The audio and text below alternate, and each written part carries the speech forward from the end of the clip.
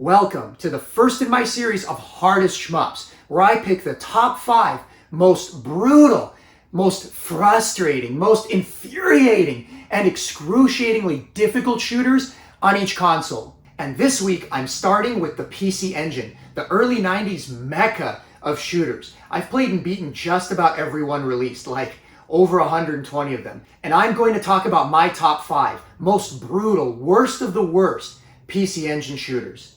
And I'm going to start with Image Fight 2, a PC Engine exclusive. And by exclusive, I mean it will exclusively start kicking your ass right from the start.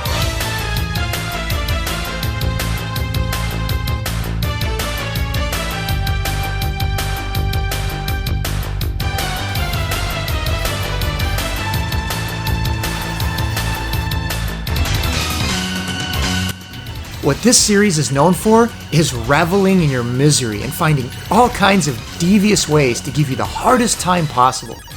Great shooters, they make you feel like a hero, conquering the waves, the enemy hordes.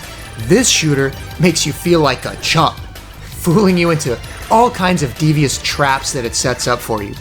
Simply watching the early gameplay, you'd think it was actually pretty easy. Not a ton of bullets on the screen or too much going on, but that's the setup. Once you start playing, you realize the game is constantly herding you into a trap. The game will place power-ups specifically into enemy paths, so the moment you rush to pick it up and upgrade that pathetic pea shooter, you'll often have multiple enemies rushing that spot to nail you right as you get it. Oh, and you can't change your main weapon either. Once you grab one, you can't grab any more. How do I change my weapon, you ask? Why, carefully maneuver your ship into oncoming fire and have it destroyed by an enemy bullet, now freeing you up to pick up the next one. Joy?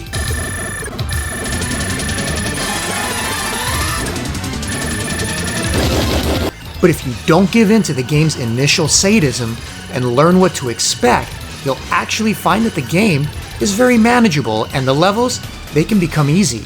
You'll even start to feel a bit cocky. Gotcha! Buddy, you just got rickrolled. You see, Image Fight is the only game that will punish you for not scoring high enough. See your friendly ships all going down in flames there? Yep, that's gonna be you for the next hour of your life. Oh yeah, it's been keeping track of you. And at this point in the game, it decides that you aren't good enough to continue just yet, and then proceeds to beat you into submission to get you to quit. The penalty zone is why this game made my top 5. Now the good news is if you can clear this stage, you can beat this game, as it's by far the most brutal thing you'll encounter. The bad news? You'll probably never clear this stage. First, you get 0 power-ups. Then it suddenly floods the screen with hordes of enemies, nearly to the point where you can barely maneuver. Giant ships that you have no hope of possibly destroying with that pea shooter. And all you can do is try to squeeze through. This zone is straight trial by fire, preparing you for the rest of the game. Of all the games I've ever played, the penalty zones in the Image Fight games are some of the worst, most maddening, excruciatingly sadistic creations that I've ever encountered. If you do make it through, if you do finally get lucky and conquer the torture they put you through, you'll be presented with a very manageable rest of the game, showcasing some really neat levels and effects. I especially like the design of this level with the ships that look straight out of Gunbuster as you fly around a mothership before taking out its boss.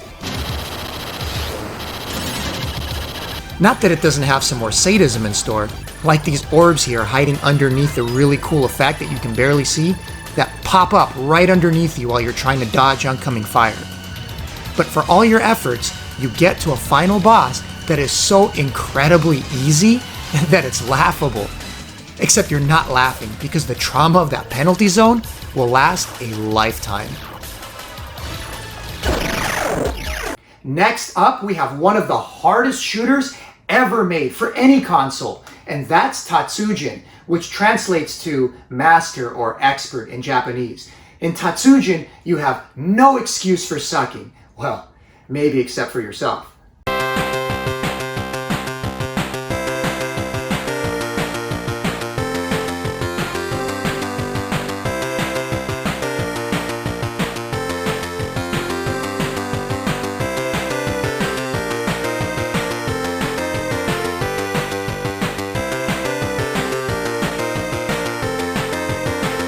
Tatsujin controls like a dream. Your ship has plenty of speed, and the powered up blue lightning is probably still the most awesome weapon to behold in a shooter. Listen to that thunder cracking every time you unleash its fury.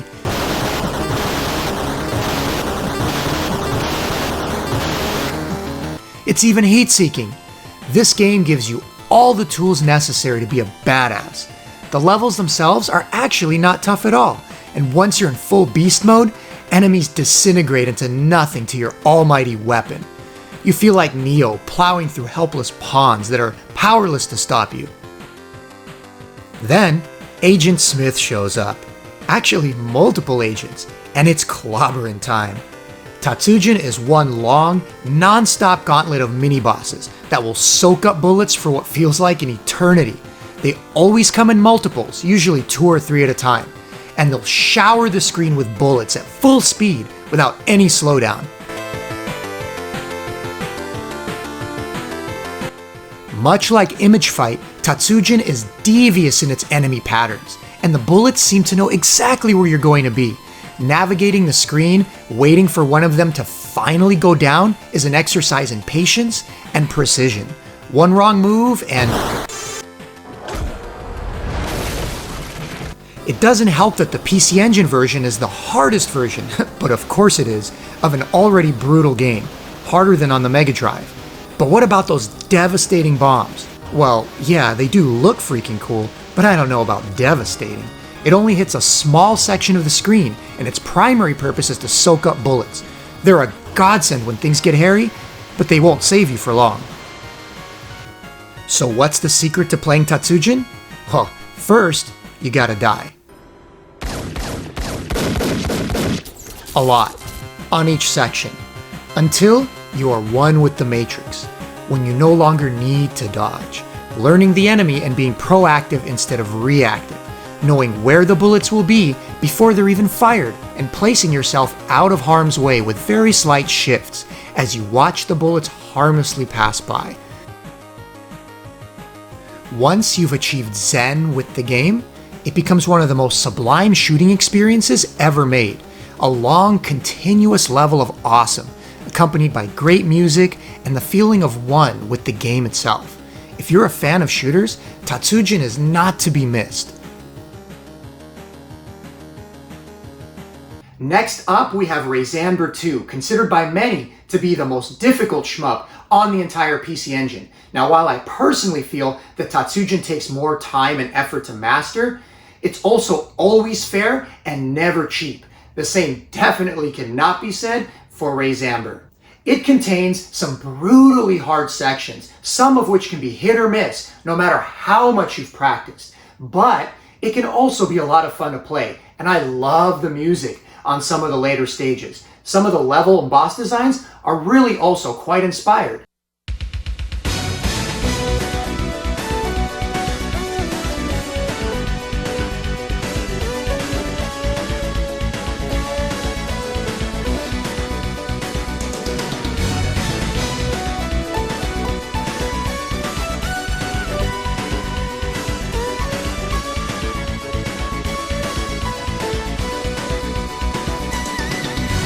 So what makes Rayxanber so maddeningly tough?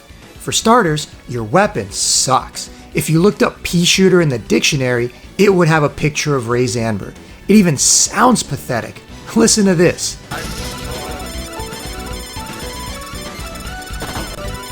Sounds like you're firing out a bunch of needles or something, and it's just about as effective. The power-ups, not much better. You're grossly underpowered in this game, and many enemies are bullet sponges. You do have a charge attack, but it's also so weak that there are rare occasions where it comes in handy. The gameplay is designed around overcoming the ineptitude of your firepower, and to that end, you're provided with a nifty booster for getting the hell out of dodge. Which is really cool in theory, but unreliable in practice, because this booster is wild. Honestly, it's also kinda cool, and I enjoy using it, but it's really not reliable. It's like hitting the nitrous button on your turbocharged Supra while going 100 miles an hour down a wet road, and crossing your fingers, it doesn't go sideways on you. At least I can say that Rayxanber doesn't kick your ass from the very start. The The first couple levels aren't bad at all. Level 3 does kick it up a notch, having to maneuver around this walker's feet, all while dodging incoming suicide enemies. But it's not terrible, and the boss, it's pretty easy to defeat if you know the pattern. Level 4 is where the game really starts to kick your ass and become unpredictable.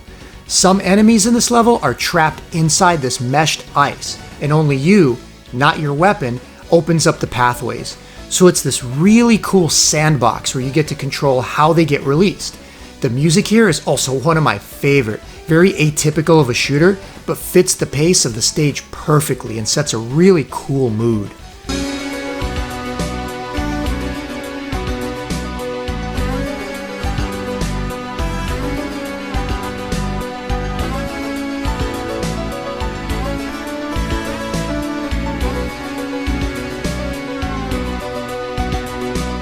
You have to play strategically and only release enemies in small windows where you can destroy them before they nail you first. Oh, and the boss of this level is something else. It's actually quite weak, but to squeeze into the tiny little area to destroy it, you need split-second timing of that wild booster and a good bit of luck. Level 5 has a couple sadistic sections in store for you as well, including one that will take you many lives and attempts to finally figure out. Luckily, you have unlimited continues to torture yourself as long as you like. Even when you know exactly how to get through, it can be a toss-up whether the enemies here blockade your way first. Oh, and this boss is a real bastard too. Your timing needs to be right on the money to not easily just get nailed by these rotating orbs.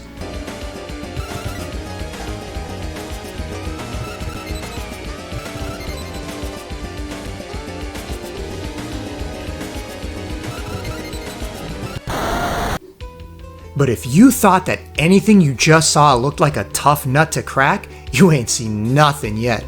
The final level is a gauntlet from hell, start to finish. It never lets up, and what you see here continues without a moment's break until you reach the boss. And guess what? No checkpoints. But hey, at least you get to listen to some really cool tunes while you get your ass handed to you time and again, sometimes just moments from making it through.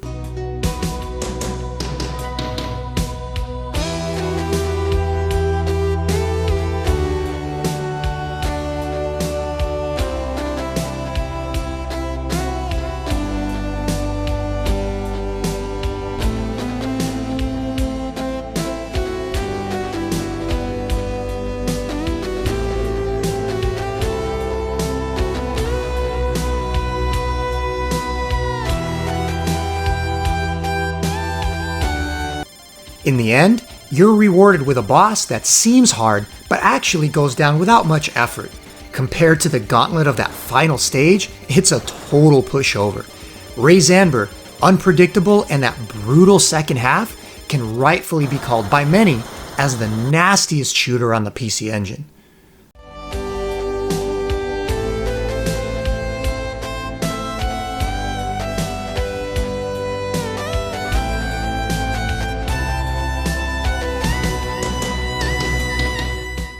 And then there was RType. What can I possibly say about this game that hasn't already been said? Both extremely good and extremely difficult, RType was a no-brainer for hardest, most brutal shmup.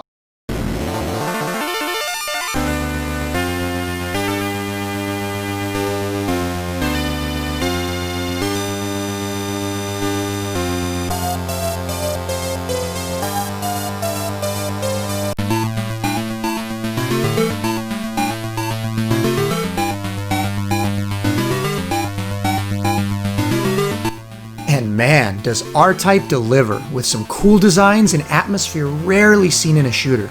The feeling of a cold, dangerous alien world, the hopelessness of your battle against an existential threat, and the insurmountable odds.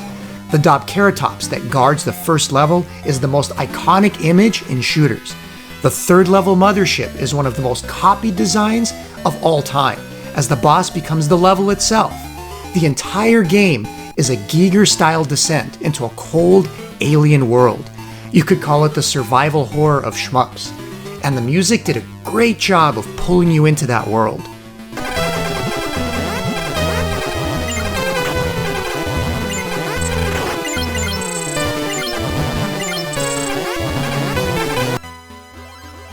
What makes the gameplay in R-Type so good, yet so difficult, is the ingenious design of your primary weapon, the Force Pod. Instead of creating an almighty weapon that obliterates everything in your path, they opted for strategy, where you're always exposed and never safe, forcing you to play on your toes. The Force Pod is actually quite powerful, creating a shield you can use as protection. It can be jettisoned to attach either to the front or rear of your ship, and it can be shot out to destroy hard-to-reach enemies. The genius in this is that you're never safe. You're either exposed at the front or the rear, and if you shoot out the pod to destroy enemies, you're completely exposed on both sides, or defend yourself until your pod returns. IRM games have always been about a careful balance between offense and defense, never letting you feel too powerful. You're capable of dying at any moment, and that only adds to the stress and the atmosphere.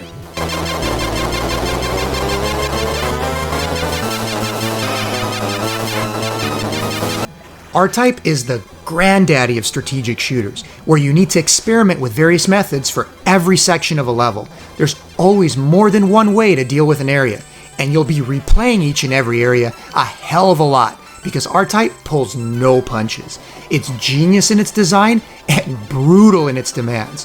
One hit and it's back to a checkpoint, naked without your force pod, trying to survive your way to the next power-up and reclaim it again.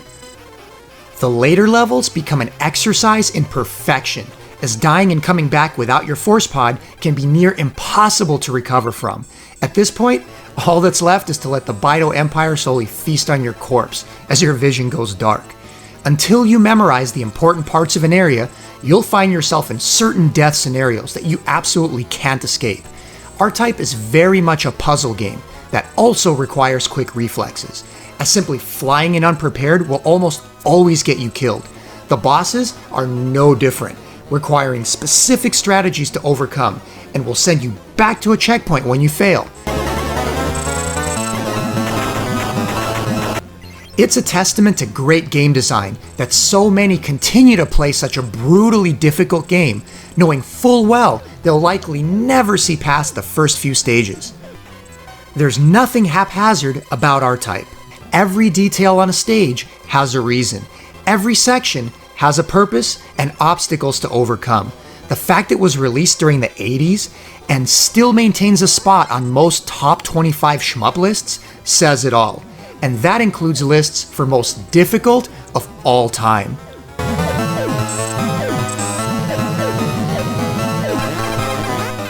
My final pick for this list might be a bit contentious, and that's Gradius 2. Now, nobody would argue that Gradius 2 isn't an incredibly tough game, but there are also a lot of other really tough games on the PC Engine that could probably compete. I vacillated for quite a while coming up with this. I also thought about Super Darius, Aero Blasters, Violent Soldier, but ultimately it came down to this. In Gradius 2, starting at about level 4, this game becomes a no-death run.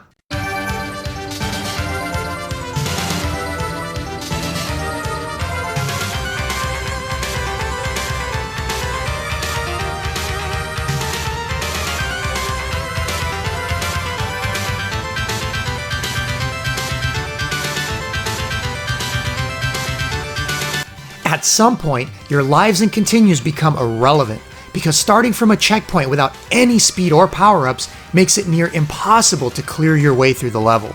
The volcanoes on stage 4 require speed and options to navigate through, and trying to survive with a slow-moving ship and no weapons is like beating your head against the wall. Then you have the speed stage. Trying to play that level without any boosts is like running a race with a leg tied behind your back. And good luck getting through the boss rush with nothing at all but your basic weapon to slowly chip away.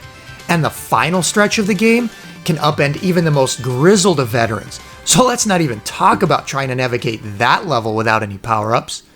No, it's quite clear that Konami wanted you to get good, and to clear the final stretch of the game on a single life. Part of the exhilaration is knowing that you have no room for error, making every encounter tense and a must-win.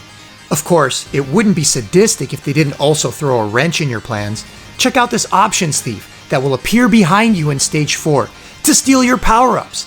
No coincidence it shows up at the start of the volcano level to bogart all your hard work. right before you're going to need them for the erupting volcanoes. They may as well just hang a giant middle finger right underneath it.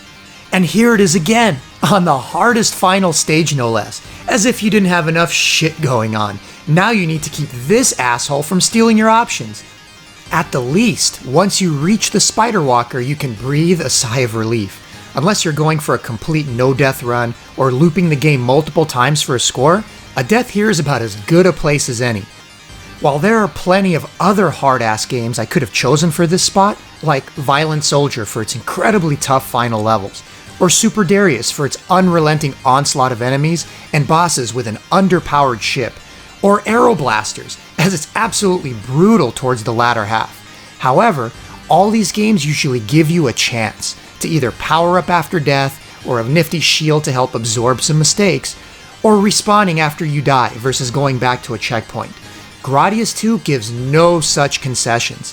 The fact you have to practically run this game mistake-free, no death, starting at level 4 is what elevates it into my personal top 5 toughest shooters on the PC Engine.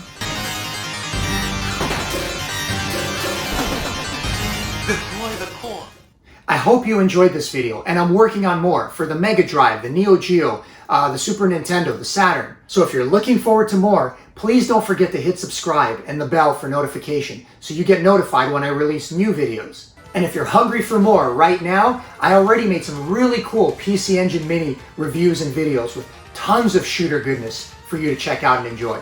So check out those cool videos, and please leave me a comment on what you thought about this one. And until then, smoke 'em if you got 'em.